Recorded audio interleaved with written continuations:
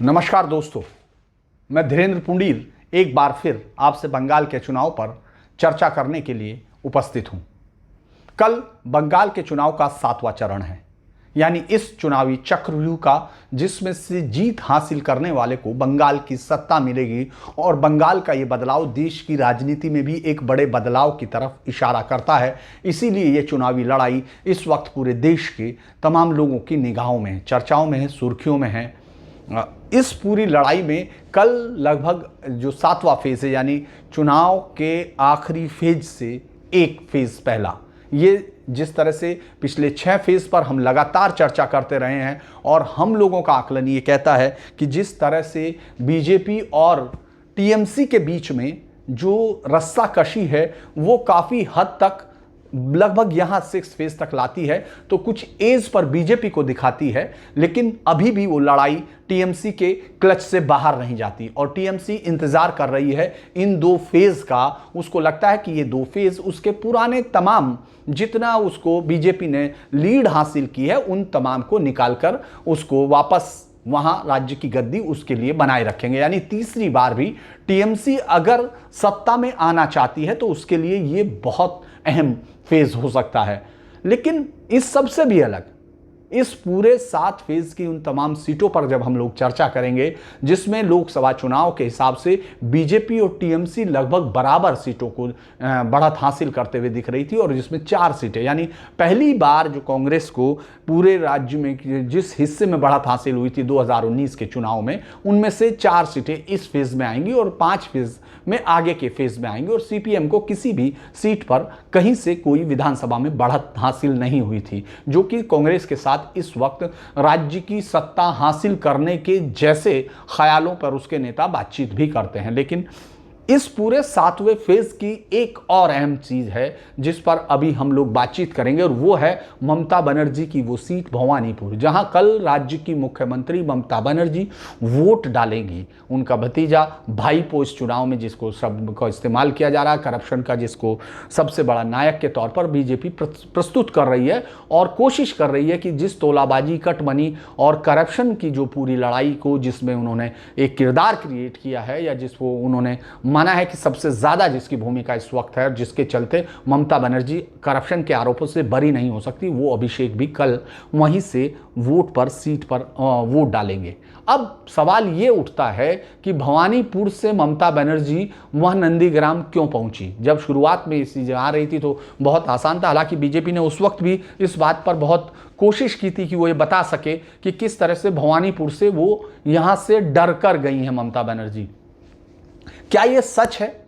क्या आपको लगता है कि नंदीग्राम ममता बनर्जी जब पहुंचते हैं शुभेंदु से लड़ने तो वो सिर्फ अपनी स्ट्रेटजी की वजह से गई हैं या शुभेंदु को सबक सिखाने गई हैं या उन्होंने किसी गुस्से में ऐसा कहा है? जैसे शुरुआत में हम लोग सोच रहे थे कि ममता बनर्जी ने इस सीट को इसलिए चुना है क्योंकि 2007 का जो आंदोलन था 2006 से उनका जो रिश्ता नंदीग्राम से जुड़ा, तेरा नाम मेरा नाम नंदीग्राम नंदीग्राम, और फिर उसके बराबर के उन हिस्सों में झारग्राम और तमाम हिस्सों की तरफ अगर हम आगे की तरफ बढ़ते हैं उनसे सटे हुए जिलों में जहां आज बीजेपी का एक छत्र आपको राज दिखता है, वहां जिस तरह से पीसीसी बना था, जिस तरह से एंटी पुलिस जो वहाँ का माओवादियों का एक संगठन जिसने दीदी का साथ दिया चुनाव में 2011 में, सबसे ज़्यादा ताकत देने वाले उस हिस्से के आसपास शायद ममता बनर्जी अपना एक इमोशनल टच महसूस कर रही हैं, इसीलिए वो वहाँ पहुँची हैं। ये एक पहला इंप्रेशन तमाम लोगों को लग रहा था और नंदीग्राम उनको जिताएगा और शुभेंदु को वो जिसको वो गद्दार और तमाम मीर जाफर जैसे शब्दों से, हालांकि गद्दार शब्दों को बहुत बार इस्तेमाल किया और लोगों को लग रहा था कि शायद दीदी आगे लड़कर चुनाव की इस भूमिका में अपनी सुरक्षित सीट छोड़कर नंदीग्राम पहुंची हैं। लेकिन जब आप इस 7वें फेज में तमाम सीटों को एनालाइज करते हैं और उनको देखते हैं तो लगता है कि ये जाना अनायास नहीं था। ममता बनर्जी जानती हैं कि इस बार भवानीपुर उनका पहले जैसा भवानीपुर नहीं था, जैसा कि हम लोगों ने नंदीग्राम के चुनाव में भी लगातार देखा था कि ये नंदीग्राम ममता बनर्जी को अजनबी नंदीग्राम लग रहा था। वो 2007 का रिश्ता उनका उसके साथ जुड़ता हुआ नहीं दिख रहा था और शुभेंदु उस लड़ाई में कहीं आगे निकलते दिखते हैं। वोटिंग फेज के बाद भी हम लोगों का यही आकलन है कि उस सीट पर ममता बनर्जी एक बड़े उसमें फंसी हुई हैं और वहां से शुभेंदु काफ़ी आगे की तरफ दिख रहे हैं। हालांकि सीट बहुत कांटे की है, लेकिन शुभेंदु इस वक्त जीत की दहलीज पर खड़े हुए उम्मीदवार के तौर पर नजर आते हैं। ऐसे में अब हम वापस चलते हैं उस भवानीपुर पर। चूंकि जब हम लोगों ने बातचीत करना शुरू किया था, मैंने आप लोगों के साथ बातचीत करना शुरू किया था, उस वक्त ये वोटिंग का समय था और हम लोग वहाँ नंदीग्राम के आसपास ही थे। तो उस वक्त हमको ये लग रहा था, और उन तमाम भाषणों को आपने सुना होगा, कि भवानीपुर सीट को ममता बनर्जी ने अपने कई भाषणों में इसका जिक्र किया। आपने गौर किया होगा, जब वो नंदीग्राम के लोगों के साथ अपना रिश्ता जोड़ना चाहती थी, उनके साथ अपने इमोशनल वैल्यूज, जो पुराना बॉन्डिंग है, उसको दोबारा से खड़ा करना चाहती थी, तो वो एक बात बार बार बोल रही थी कि मैं भवानीपुर से बिना एक बार भी जाए 25 से 30 हजार वोटों पर जीत जाती। ये शब्द उस समय गौर करने लायक, हालांकि तमाम लोग अलग अलग विश्लेषण से उस समय भी जानते थे, लेकिन क्या वाकई ये इतनी आसान सीट थी जिसको ममता बनर्जी छोड़कर सिर्फ गुस्से से चली गई हो? क्योंकि राजनेताओं में जो भी उनका अभी तक की हम लोग की जो राजनीतिक लंबे समय से देखने के बाद जो राय बनती है, उसमें ये होता है कि राजनेता कोई भी फैसला लेते वक्त कभी भी अपने फायदे और नुकसान को नहीं छोड़ता। किसी भी तरह की राजनीतिक लड़ाइयाँ इसी तरह से लड़ी जाती हैं, लेकिन उसमें शो कुछ और किया जाता है। जैसे कि नंदीग्राम की सीट को अहमियत देते वक्त पूरी ताकत के साथ चुनाव लड़ा ममता बनर्जी ने, वहाँ जहाँ उनको चोट भी लगी और जिसको उन्होंने एक षड्यंत्र भी कहा। इस पर कई सारी बातें हो चुकी हैं, लेकिन हम वापस भवानीपुर को देखते हैं कि आखिर ऐसा क्या था, ममता बनर्जी क्यों भवानीपुर से सीट छोड़कर, हम लोग अभी 7वें चरणों की बाकी तमाम सीटों पर भी मैं सिलसिलेवार बातचीत करूंगा, क्योंकि ये वो हिस्सा है जहां ममता बनर्जी अब अपने नुकसान को पूरा करने के लिए पूरी ताकत के साथ कूदी हुई हैं। और लोकसभा चुनाव का अगर हम पूरा रिजल्ट अलग रख देते हैं, जिसके सहारे बीजेपी ममता बनर्जी से टकराती हुई दिख रही है, तो भी ये 7वां फेज इस राज्य की सत्ता पर अब आकर जो बीजेपी और टीएमसी के बीच जो चल रही बहुत नजदीकी जंग है, उसमें निर्णायक बढ़त की तरफ भी जा सकता है। क्योंकि बीजेपी को फिर उससे 8th फेज में जाकर शायद जो अगर कोई भी ताकत उसको हासिल होनी है, तो यहीं से वो उसको छलांग लगानी है, यहीं से वो पत्थर है जिस पर टेक लगाकर वो उछलकर राइटर बिल्डिंग्स के अंदर, जो नवन्ना नया बन चुका, उसके अंदर जाकर इस राज्य में पहली बार अपने सत्ता हासिल करने के ख्वाब को पूरा कर सकती है। क्योंकि यहीं से यहाँ का इस बार का बदलाव राज्य ही नहीं, देश के अलग अलग हिस्सों में भी बदलाव करेगा। यही कारण है कि ऐसे वक्त में जब पूरे देश में कोरोना का कहर है, तब भी बंगाल आगे बढ़कर लाइन में लगकर वोट कर रहा है। अब हम वापस चलते हैं भवानीपुर सीट में। ऐसा क्या था कि जो ममता बनर्जी ने उसको दूसरी सीट भी नहीं चुना, वो आसानी से चुन सकती थी। उस वक्त भी बहुत सारी चीजें कही गई प्रशांत किशोर, लेकिन शायद आंकड़े प्रशांत किशोर के साथ नहीं हैं और आंकड़े इस वक्त ममता बनर्जी के साथ भी नहीं है। भवानीपुर शायद ऐसी दूसरी सीट हो सकती थी जहां की नंदीग्राम के बाद ममता बनर्जी वहां भी चोट खा सकती थी, यानी वहां भी उनको हार मिल सकती थी उस सीट पर जिसको वो अपना अभेद दुर्ग कह रहे हैं। ये बात मैं नहीं, ये आंकड़े कह रहे हैं। अगर हम इसको देखें कि जब ममता बनर्जी यहां से 2016 में चुनाव लड़ी थी, तो उनकी जीत का आंकड़ा सिर्फ 25,000 था। और ये 25,000 वोटों को अगर हम गौर करते हैं, जब उन्होंने जीता तो ये 25,000, वो जो मंच पर बोल रही थी कि हाँ ये 25,301 विक्ट्री थी, जो कि डाउन आई थी उनके 49,936, यानी 50,000 की जो जीत 2011 में टीएमसी को वहां मिली थी, वो घटकर 25,000 पर आ गई थी। और ये वो कारण था ममता बनर्जी जिसकी वजह से इस सीट को छोड़कर वहां पहुंची, यानी वो जानती थी कि यहां ये 25,000 का आंकड़ा कभी भी जा सकता है। अब हम इसको क्यों कह रहे हैं, इस पर फिर आगे की तरफ बढ़ते हैं। ये 25,000 की जीत का आंकड़ा ममता बनर्जी की उस लड़ाई में, जिसको प्रतिष्ठा की लड़ाई कहा गया, जिसमें उन्होंने अपने आप को पूरे देश में प्रधानमंत्री नरेंद्र मोदी के सामने सबसे ताकतवर विपक्षी नेता, जो उनके देश उनके खिलाफ बने विपक्ष के गठबंधन का नेतृत्व कर सकता है, उसका उन्होंने दावा किया था। उस 2019 में इस सीट पर टीएमसी को सिर्फ 3,168 वोट से उनकी कैंडिडेट माला रॉय, जो चंद्र कुमार बोस हैं, उनको पीछे छोड़ पाई थी। इस विधानसभा सीट पर यह हाल था। अब आप इसको थोड़ा सा, मैं इसको आपके लिए आसान कर देता हूं। 2011 में 50,000 की लीड से जीती टीएमसी, 2016 में 25,000 पे मुख्यमंत्री, और फिर 2019 में ये सीट सिर्फ 3,000 कुछ वोटों से, 168 वोटों से आगे बढ़ती हुई टीएमसी। तो क्या आपको नहीं लगता कि ये सीट का इस बार का बदलाव कुछ और कहता है? इसके पीछे एक बहुत सारे कारण हैं, उन पर भी हम लोग गौर करते हैं। आज चूंकि भवानीपुर सीट, इसलिए मैं बार बार, मुझे अच्छा लग रहा है कि इस पर मैं आपसे बात कर रहा हूं, क्योंकि ये सीट बहुत ही चर्चाओं की सीट है। कल जब सुबह आप देखेंगे ममता बनर्जी वहीं से वोट डालेंगी और वहीं से उनका भतीजा भी वोट डालकर निकलेगा। तो लिहाजा वो चुनाव नंदीग्राम से लड़ी, लेकिन वोटर वो जहां की हैं, अगर वो सीट भी बीजेपी के पास जाती है तो इस लड़ाई में इसका कितना सांकेतिक महत्व होगा। इस सीट पर बहुत कम बात की गई अभी तक भवानीपुर पर, लेकिन भवानीपुर जो सीट का ये जो वोटों का घटता हुआ आंकड़ा, सिर्फ वोटों का घटता हुआ आंकड़ा नहीं है, ये यहाँ की डेमोग्राफी में आए हुए चेंज का भी आंकड़ा है। अगर आप 2011, 2016 और 2021 तक अगर लगातार बढ़ते हैं तो पिछले लगभग 80 के दशक में इस सीट पर, इन तमाम जगहों पर जो रहने वाली आबादी थी वो विशुद्ध बांग्ला भाषी लोग, जो 60 से 70% उनकी आबादी थी।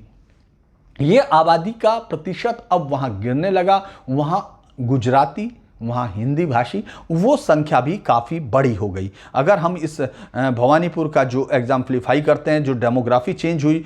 इसी ने पिछले 2 दशक के जो बंगाल का हिस्सा है वो अब गुजराती, मारवाड़ी, पंजाबी, मराठी, यूपीआईट एंड बिहारियों का 60% पॉपुलेशन का ये हिस्सा है, क्योंकि पीपल जो यहाँ से बड़ा बाजार, नगर, ओल्डर रेजिडेंट टू जो गरिया नरेंद्रपुर बेल्ट के ज़्यादातर उस तरफ की तरफ मूव हुए। यानी ये सीट पर जो बदलाव आया है, ममता बनर्जी का जो वोट का बैंक है वो भी यहाँ सिकुड़ा है, जिसको लेकर उन्होंने, चूंकि उनके पूरे चुनाव का शायद मुझे लगता है कि उन्होंने रणनीति भी तैयार की होगी। जब 2019 के बाद उन्होंने लंबी बातचीत की होगी प्रशांत किशोर से, चूंकि चुनाव के अलग अलग जब आप फेज़ एनालाइज करते हैं तब आपको इसके बारे में पता लगने लगता है कि आखिर इस पूरे 7 फेज़ में आपने किस चीज़ पर जोर दिया, तो वो आपकी किस रणनीति का हिस्सा हो सकता है और आप कहां ले जाकर प्रधानमंत्री मोदी और उनकी टीम को मात देने की कोशिश में हैं। इस पूरे हिस्से को उन्होंने स्टडी किया होगा और उन्होंने ये देखा होगा कि इस बार बीजेपी से इस सीट को छीनना, बीजेपी से इस सीट को बचाए रखना, क्योंकि छीनना तो बीजेपी को दिख रही है छीनती हुई ये सीट बीजेपी यहां से, लेकिन सीट को बचाए रखना ममता बनर्जी के लिए बहुत बड़ी चुनौती इस समय होगी। और उन्होंने बजाय इसके कि वो कोलकाता में घिर जाएं, यानी वो जो टीएमसी का सबसे बड़ा अभी तक का अभेद दुर्ग कहा जा रहा है वो कोलकाता, उस कोलकाता में वो अगर घिर जाएं, वो वहीं उनको रहना पड़ जाए, तो शायद इसका मैसेज नंदीग्राम में रहने से भी ज़्यादा खराब होता। और यही वजह है कि ममता बनर्जी ने बीजेपी को यह मनोवैज्ञानिक जीत हासिल करने से रोकने के लिए यहां से पलायन करना बेहतर समझा। ये एक आज के चुनाव में मुझे लगता है कल के चुनाव की एक बड़ी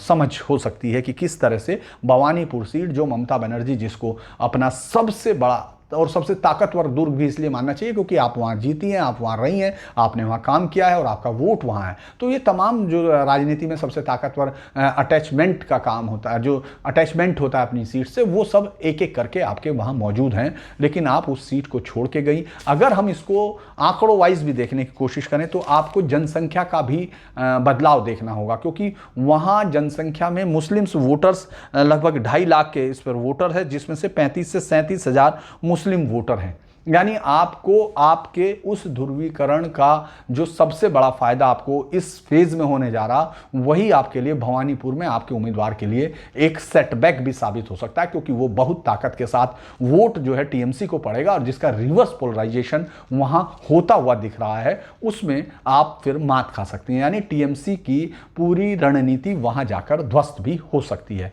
ये भवानीपुर का गणित है। भवानीपुर में वार्ड वाइज भी आप देख सकते हैं कि कांग्रेस तृणमूल तृणमूल कांग्रेस ने जो बेहतर किया था उसमें से वार्ड नंबर 77 है जो इकबालपुर मोमिनपुर का इलाका है, ये मुस्लिम डोमिनेटेड है। और उसके बाद जो वार्ड नंबर 82 है जो चैतला जहर मिनिस्टर जहां फिरहाद हकीम रहते हैं, टीएमसी का स्ट्रॉन्ग होल्ड है। इन सब में 2019 में आप आगे की तरफ बढ़े थे, लेकिन जो बीजेपी की तरफ था 2019 में बीजेपी ने जो लीड ली थी वो 63, 70, 71, 72, 73, 74, यानी ये जो है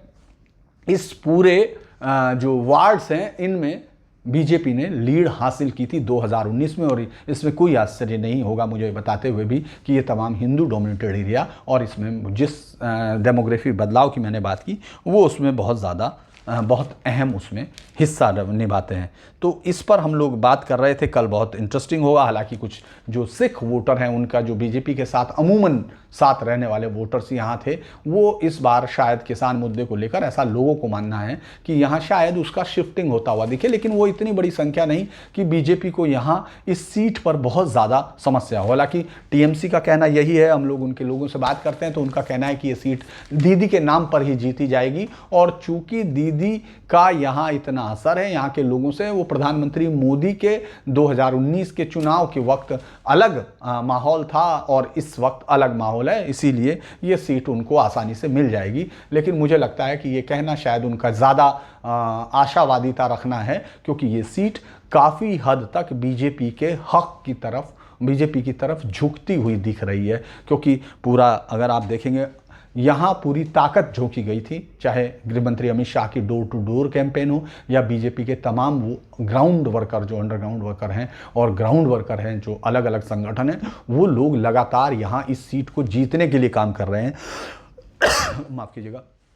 बीजेपी यहाँ दोनों सीटें जीतना चाहती है, एक नंदीग्राम और एक भवानीपुर, क्योंकि इसके बाद उनको ये लगता है कि अगर वो दोनों सीट जीत जाती हैं, यानी ये दोनों सीटें उनके पास आ जाती हैं, तो एक चीज़ साफ हो जाती है कि वो ममता बनर्जी के उस जो उनका व्यक्तिगत जो ताकत है उसको कम करना चाहते हैं। यानी पार्टी की ताकत अलग और व्यक्तिगत ताकत जो उनकी अपनी 2 सीटों पर देखनी चाहिए जो जहां से वो चुनाव लड़ रही हैं और जहां से अब तक चुनाव लड़कर जीतती रही हैं। बीजेपी ने पूरी ताकत के साथ उन दोनों सीटों को कैप्चर करने की कोशिश की है और ये शायद बाद की रणनीति में, यानी चुनाव के बाद की रणनीति, 2 मई के बाद की रणनीति में ये बहुत अहम हो सकती है। क्योंकि अगर ममता बनर्जी नंदीग्राम चुनाव हारती हैं और भवानीपुर सीट उनकी पार्टी हारती है, तो पार्टी के अंदर वो तिलिस्म टूटने की शुरुआत, उस तिलिस्म के पूरी तरह ढह जाने की शुरुआत कहा जा सकता है, जो कि यहाँ मुकुल राय के इस पार्टी के छोड़ने के बाद ही इसको मान लिया गया था कि हाँ, अब ममता बनर्जी की वो अविजय छवि, ममता बनर्जी की वो अविजित छवि कहीं ना कहीं टूट रही है और जिसको हम लगातार फिर अब क्षरित होते हुए देख रहे हैं राजनीतिक मायनों में, जो उनकी पार्टी के अंदर उनके नेता छोड़कर अलग अलग हिस्सों से पहुंच रहे हैं। अब हम लोग बात कर रहे हैं कि कल की सीटों पर, चूंकि मुस्लिम डोमिनेटेड सीटों में कल बहुत सारी सीटें हैं और अभी तक का जो पिछला 6 फेज में हम लोग जो भी सीटें उस हिस्से में पड़ी उनको गौर करते हैं, खासतौर से चाहे वो गोपाल पोखर और या चोपड़ा, इन तमाम की सीटों को अगर हमने देखा है तो आपको एक बात गौर करनी पड़ेगी कि, और उसको ध्यान में रखना होगा कि टीएमसी की तरफ जो मुस्लिम वोटर है जो कि बहुत ज़्यादा शिफ्ट किया है, जो पहले कांग्रेस और सीपीएम के पास था, तो उससे बहुत सारी चीज़ें हो सकता बदल जाएं। हम लोगों ने जितना हम लोग सब्जेक्टिव पूरा एनालिसिस आपके लिए कर रहे हैं और तमाम चीज़ों पर मैं आपसे बात करता हूं, तो मैं कोशिश करता हूं कि उन तमाम बदलाव को हम लोग बता सके जिनका असर बहुत पड़ रहा होगा। क्योंकि आप सीट बाई सीट कई सारे एनालिसिस देखते हैं, लोगों से बात करते हैं और बहुत सारे लोग इसमें सवाल भी करते हैं मुझसे कि सीट बाई सीट पर एनालिसिस हो। सीट बाई सीट पर मैं यहाँ इस वक्त एनालिसिस नहीं कर रहा हूँ, क्योंकि मैं इस समय पूरे बंगाल को जो मुद्दे बदल रहे हैं, जो चीज़ें उन खास जो इंपॉर्टेंट सीट्स हैं वहाँ क्या चीज़ चल रही है, उस पर क्या मुद्दा असर कर रहा है जो बाकी की चीज़ों पर भी असर करता है, ये हम लोगों ने बताया कि किस तरह से यहाँ भवानीपुर सीट को हम इस तरह। इसमें एक और इंटरेस्टिंग पॉइंट है जो मैं बताना आपको भूल चुका था, जिसमें कि 2016 के असेंबली सीट्स में जो 2016 में कांग्रेस के पास 29% वोट था, अब आपको फिर वापस, चूंकि जो चीज़ है उसको आप आंकड़ों से समझे तो बेहतर होगा, वही कांग्रेस 3.5 पर रह जाती है 2019 के लोकसभा चुनाव में। तो मुझे शक है कि अब कांग्रेस इतने वोट भी अपने आप हासिल कर पाएगी और जो सीपीएम जो 2016 में बहुत कुछ नहीं था वहां, वो सीपीएम मतलब जो कांग्रेस महाजोत का था। 2019 लोकसभा इलेक्शन में वोट शेयर अगर हम देखते हैं तो वो 6.5 सीपीएम का वोट शेयर है, यानी वो वोट शेयर है जो शिफ्ट कर सकता है, जो जा सकता है बीजेपी की तरफ। यानी ये बहुत ही बड़ा अंतर नहीं मिलने वाला कि ऐसा शिफ्ट हो रहा हो जैसे मैंने बाकी सीटों पर बताया कि टीएमसी वहाँ चमत्कार की उम्मीद कर सकती है, जहाँ मुस्लिम वोटर्स बहुत बड़ी संख्या में पिछली बार भी कांग्रेस और सीपीएम के वोट में गया था, उनके पास गया था। तो वो शिफ्ट अब जीत के लिए और बीजेपी के साथ सीधी टक्कर के चलते वो इस बार टीएमसी का जा रहा है, जैसे कि हम अगले 2 फेज में देखेंगे। लेकिन ये 7वां फेज इसलिए भी इंपॉर्टेंट है क्योंकि इसी 7वें फेज पर बीजेपी को वो बढ़त हासिल करनी है, वो सीटों पर आगे जाना है, जिससे कि वो ये कह सके कि 8वें फेज में जो उसको नुकसान होता हुआ दिख रहा है, नुकसान होता हुआ इसलिए मतलब शब्दों का इस्तेमाल हम लोग कर रहे हैं क्योंकि अभी 2019 की वजह से अगर हम उसकी 121 सीटों को एनालाइज करते हैं तो उसमें वहां उसको कम सीट मिल रही है, कहां जो 8वां फेज है। तो लिहाजा यहां वो टकराते हुए दिख रही है। इसको मैं थोड़ा सा उससे समझाने की कोशिश करूंगा आपको कि कैसे ये जो बंगाल के 7वें फेज की ये सीटें क्या कहती हैं। ये आपको मैं बताना चाहूँगा। 1 मिनट आपको रुकना होगा जी। ये जो है बीजेपी को 16 सीट इस एसी वाइज मतलब हम लोग असेंबली कॉन्स्टिट्यूंसी वाइज कर रहे हैं as per the 2019 Lok Sabha pole. BJP को 16 सीट हैं और ऑल इंडिया तृणमूल कांग्रेस यानी एआईसीटीसी को 16 सीट है और कांग्रेस को 4 सीट है, जो मैं बता चुका। मैं कांग्रेस की सीट आपको पहले बता देता हूं कि मालदा उत्तर में जो 45 नंबर का है, मालतीपुर, मालधाना दक्षिण, फरक्का और शमशेरगंज, ये जो सीटें हैं जो 7 और 8 लोकसभा सीट मालदा उत्तर, मालदा दक्षिण में एक 45 नंबर असेंबली कॉन्स्टिट्यूंसी चांचल और 47 की मलाटीपुर, इन 2 पर थी। और फिर मालदा दक्षिण में फरक्का और शमशेरगंज, इन 4 सीटों पर बीजेपी को कांग्रेस को बढ़त हासिल की थी। अब हम बात करते हैं कि किस तरह से इसमें लोकसभा सीटों के हिसाब से हम लोग, चूंकि इसको समझना इसलिए इंटरेस्टिंग है, मैं बार बार शहर से ज़्यादा लोकसभा सीटों पर ज़्यादा गौर करता हूँ क्योंकि हम उसी से कंपेयर भी कर रहे हैं। हम आपको बताने की कोशिश करते हैं कि किस तरह से जो चेंज हो सकता है जिन सीटों पर जो एक तरफा आ सकती हैं उन पर भी बात करेंगे। जैसे बालूरघाट की जो है, बालूरघाट की जो सीटें हैं बालूरघाट की, उसमें कुशमांडी, कुमारगंज, बालूरघाट, तापन, गंगारामपुर और हरिरामपुर हैं। ये सीटें हैं जो 37 से 42 तक सीटें हैं। इनमें से बीजेपी को 3 सीटें हैं और 3 सीटें जो हैं आपको टीएमसी पर जाती हुई दिखती हैं, जो पिछली बार का आंकड़ा है। लेकिन वो कितना मजबूत होगा, कितना चेंज हो सकता है, उसको इस तरह देखना चाहिए कि ये जो कुशमांडी जो है उस सीट पर दोनों के बीच में महज 740 वोट का अंतर था। महज 740 वोटों की बढ़त के साथ खत्म की थी इस पर अपनी ऑल इंडिया तृणमूल कांग्रेस ने। 740 की ये बढ़त बहुत ज़्यादा इसलिए मायने नहीं रखती क्योंकि जो आईएनसी और सीपीएम का कैंडिडेट है उसके पास सिर्फ 2.68 वोटर था, यानी वोटिंग की शिफ्टिंग में बहुत ज़्यादा थोड़ा सा भी शिफ्ट जा सकता है। अगर सीपीएम का वोटर जो इस समय शिफ्ट करता हुआ दिख रहा है खासतौर से बहुसंख्यक समाज का बीजेपी की तरफ, तो ये सीट वहां से चेंज हो सकती है। इसीलिए जब आप गौर करेंगे, जब हम 2 मई को बातचीत करेंगे तमाम सीटों पर, तो आपको ये सीट याद रखनी है। इसके बाद हम लोग फिर जाते हैं तो बहुत ही उसके साथ कुमारगंज में बीजेपी टीएमसी बहुत ताकत के साथ आगे है। लेकिन उसी तरह बलूरहाट में 56% वोटों के साथ बीजेपी जीती हुई है। उसके बाद तपन सीट पर बीजेपी मतलब जीतने का मतलब आगे होना है, मैं लोकसभा सीट को वो कर रहा हूं, और 50% वोटर के साथ फिर तपन सीट पर भी आगे है और 51% वोट के साथ गंगारामपुर पर है। यानी बीजेपी की जो तीनों सीटें हैं वो बीजेपी को मिलती हुई दिख रही हैं क्योंकि उसके पास 50% से ऊपर का मार्जिन है, वो जीत बढ़त है, जो कि बाकी तमाम मिल भी जाते हैं। यानी शिफ्टिंग भी होती है तो उससे बहुत ज़्यादा फर्क नहीं पड़ता है, उससे बीजेपी को कोई बहुत नुकसान नहीं हो रहा होता है और वो सीट उसके हिस्से में आती हुई दिखती है। इसी तरह से लेकिन अगर हम देखते हैं कि जो टीएमसी को मिला, टीएमसी को फिर हरिरामपुर सीट यानी बलूरघाट जो लोकसभा है उसमें से बीजेपी 5 सीटें ले सकती है, जो कि 3 सीटों पर वो आगे थी, लेकिन इसमें 5 सीटों पर वो हम लोग कल के वोट में देख सकते हैं कि बीजेपी किस तरह से आगे जा सकती है। अगर मालदा उत्तर की बात करते हैं तो मालदा उत्तर वो हिस्सा है जहां फिर हम लोगों को ये देखना होगा, जहां बीजेपी को अपने नुकसान को बचाने की कोशिश थी, लेकिन उसके पास भी हबीबपुर सीट है बीजेपी के पास। अगर मैं उसको देखूं तो वो बीजेपी को मिली हुई है और वहां उसको 55% वोटर्स है। फिर 51% के साथ गजोले सीट पर वो आ गए और टीएमसी को एक पर 27% और एक पर 31% वोट मिला हुआ है। यानी इन दो में आप बहुत ज़्यादा चेंज की उम्मीद नहीं करते हैं, ये दोनों सीटें भी उसी की तरफ जाती हुई दिखती हैं। और अगर हम लोग चांचल और हरिश्चंद्रपुर पर देख रहे हैं तो वहां बीजेपी को इतना कम वोट मिला, ये वो है जहां मुस्लिम आबादी बहुत ज़्यादा जिन पर हम लोग बात कर रहे हैं वो हैं, और वहां टीएमसी को भी बहुत ताकत नहीं थी। वहां ऑल इंडिया कांग्रेस मतलब जिस पर हम लोगों ने अभी बताया आपको चांचल, उस पर उसको 43% वोटों के साथ थी उस पर जो कांग्रेस थी, और वो अब मुझे लगता नहीं है कि उसमें से उसको वहाँ, हालांकि लोग ये कह रहे हैं कि उस पर वो सीट जीतती, अगर ये कांग्रेस को जाती है तो बीजेपी को तब भी फायदा होता है क्योंकि तब टीएमसी की बढ़त वो कम करती है। इसी तरह से अगर हम हरिश्चंद्रपुर को देखते हैं, यहाँ भी जो कांग्रेस को है वो 36% वोट मिले थे, 34% वोट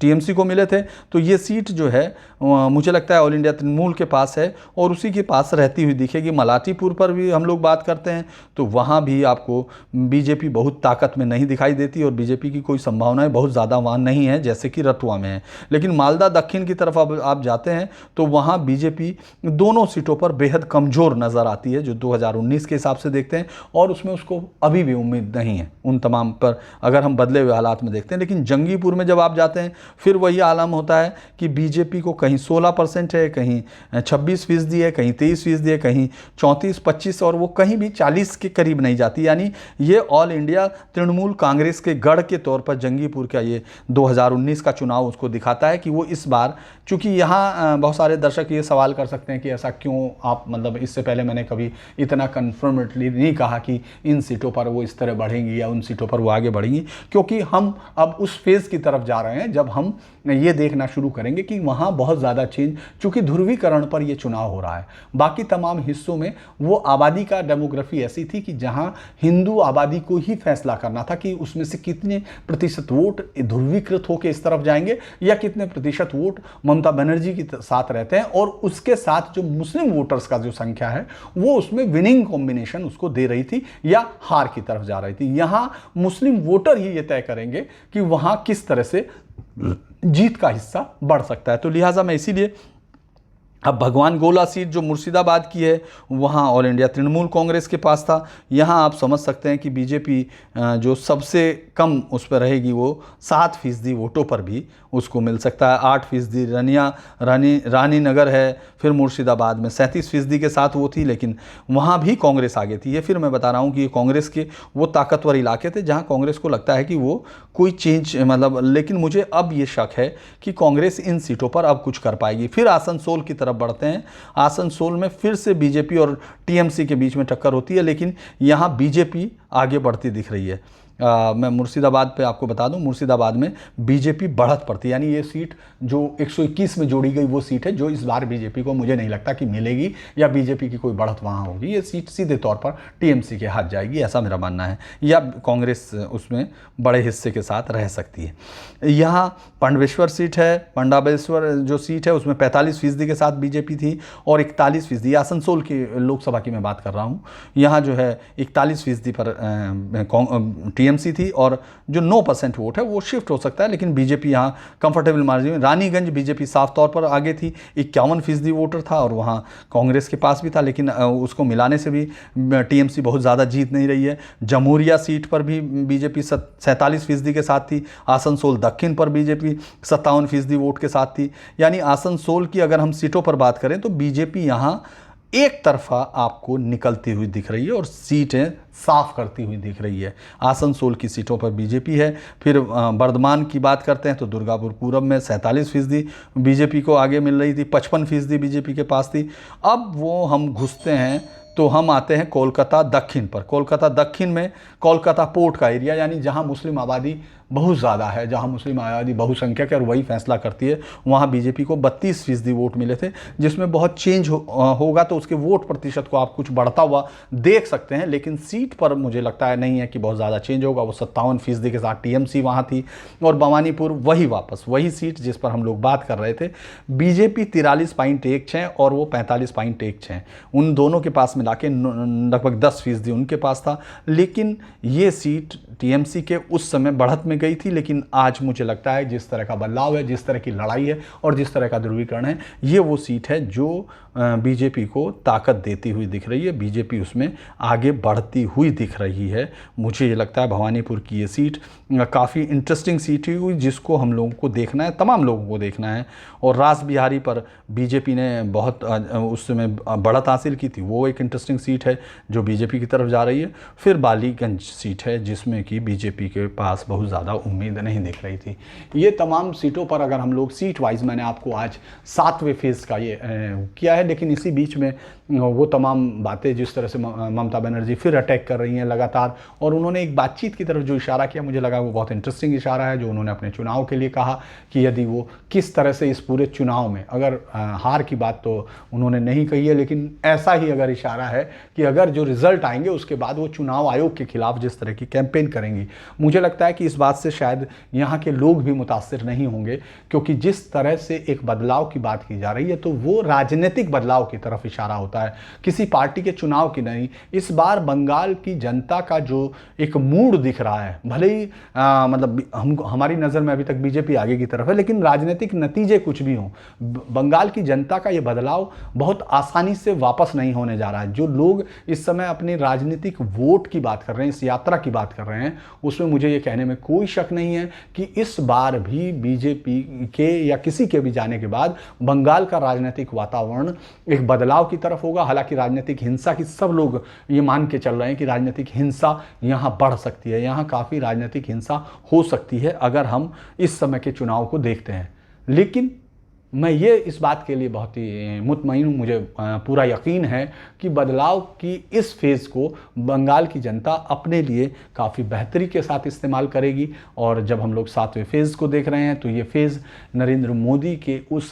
करिश्मे के बारे में भी बात करेगा जो अभी तक की सीटों पर बीजेपी के लिए एक संजीवनी साबित होता रहा। ममता बनर्जी अपने घर की सीट पर, अपनी सीट पर, जिस पर वो जीती हैं और जिस पर उनको इतना भरोसा रहा है, उस पर वो ये देखेंगे कि क्या उनको मिलता है। क्योंकि कल के बाद अगर आप ममता बनर्जी को देखेंगे तो शायद समझ सकेंगे, क्योंकि उसके बाद के चुनाव प्रचार में कुछ है नहीं, चुनाव प्रचार होगा नहीं, 26 के बाद 29 में सिर्फ वोट होना है। तो हम लोग ममता बनर्जी को अगर देखेंगे तो वो जो लड़ाई है वो हमको उनके चेहरे से, उनकी बातचीत से भी पता चल सकता है, उससे भी आप लोग अंदाज लगा पाएंगे कि आखिर कल के फेज़ के बाद ही शायद चुनाव बंद होता हुआ दिखने लगेगा। 8वें फेज़ के लिए हम लोगों को, कम से कम बीजेपी को ये ज़्यादा नहीं लगेगा। कल शाम के बाद बीजेपी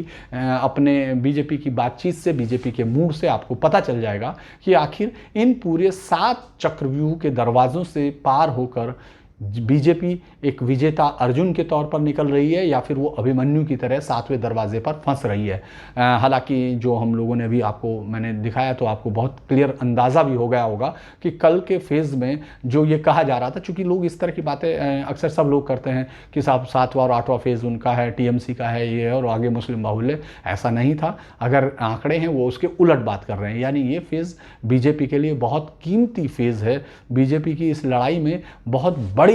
इस पूरे फेज में जीत की और हार की पटकथा लिखी जा सकती है। चूंकि बीजेपी को जितना पीछे की तरफ, मुझे लगता है कि बीजेपी लगभग सत्ता के करीब है। बहुत सारे लोग अलग अलग सीटों का आंकड़ा दे रहे हैं, तो वो इसलिए भी दे सकते हैं क्योंकि अगर सीट का आंकड़ा वो नहीं आया तो आप क्या कर सकते हैं, आप मतलब क्या किया जाए उन लोगों का, कुछ नहीं किया जा सकता, क्योंकि जनरली उनका भी एक गणित है। तो मैं इस आसान गणित की बजाय मैं आप लोगों को ये बताने की कोशिश करता हूँ। मेरी एक आदत है कि हम लोगों को मिलकर हम अपने आइडिया शेयर करते हैं, उससे मुझे भी समृद्धि मिलती है और आपको भी शायद मिलती हो। मैं ये नहीं जानता कि आप उसको कैसे लेते हैं, क्योंकि हम लोगों का ये नया रिश्ता है तो उस पर अभी एक दूसरे के बारे में हम लोग बहुत ज़्यादा नहीं जानते हैं, सिवाय उन टिप्पणियों के जो आप करते हैं, जो मैं पढ़ता हूँ, जिनको मैं लाइक और जिन पर जवाब भी देता हूँ। मुझे लगता है कि जवाब देना चाहिए जिन पर, उनको मैं देता हूँ। 8वें फेज़ पर बहुत हम लोग देखेंगे, लेकिन इसी बीच कल के बाद हो सकता है बंगाल की राजनीति में आपको कोविड का बड़ा प्रभाव देखने लगे। और कल के बाद जिस तरह से यहाँ केस बढ़ रहे हैं, बंगाल के पिछले 24 घंटे में भी 14 से 16 हज़ार के बीच लगातार बढ़ रहे हैं, बेड्स की कमी की बात हो रही है, तमाम चीज़ें यहाँ भी आ रही हैं। देश के हिस्सों को आप देख रहे हैं सोशल मीडिया पर इस समय एक पूरी तरह से, चूँकि देश इस समय दुख में भी है, देश गुस्से में भी है, और ये जायज़ भी है गुस्सा, क्योंकि जब लोग मर रहे होते हैं बिना ऑक्सीजन के, तो वो उन लोगों से जिनको उन्होंने रहनुमा माना है उनसे ही गुजारिश करते हैं कि आप हमारी तरफ देखिए। लेकिन वो मुझे बहुत दुख है कि शायद अभी वो उम्मीदें पूरी नहीं हो रही हैं। मैं इस समय इसलिए भी बात नहीं कर रहा हूँ, आप में से बहुत सारे लोगों को शायद वो बातचीत का बहुत ज़्यादा इस समय ध्यान आप देने की स्थिति में नहीं है, और मैं चूँकि आप लोगों से जुड़ा हुआ इसी चुनाव से हूँ, तो इसीलिए मैं पहले इसी पर बात कर रहा हूँ। और एक बार फिर मैं आप लोगों से गुजारिश करूँगा, क्योंकि पिछले कुछ दिन से मुझे लगता है कि बहुत सारे दर्शक हमारे वो देख नहीं रहे हैं, उनको शायद समय नहीं होगा या जो भी उनको लगा हो, लेकिन मैं आपसे गुजारिश करता हूं कि आप इन वीडियो को देखिए, और अगर आपको अच्छा लगता है तो इसको लाइक कीजिए, शेयर कीजिए, और मेरे चैनल को सब्सक्राइब भी कीजिए। नमस्कार।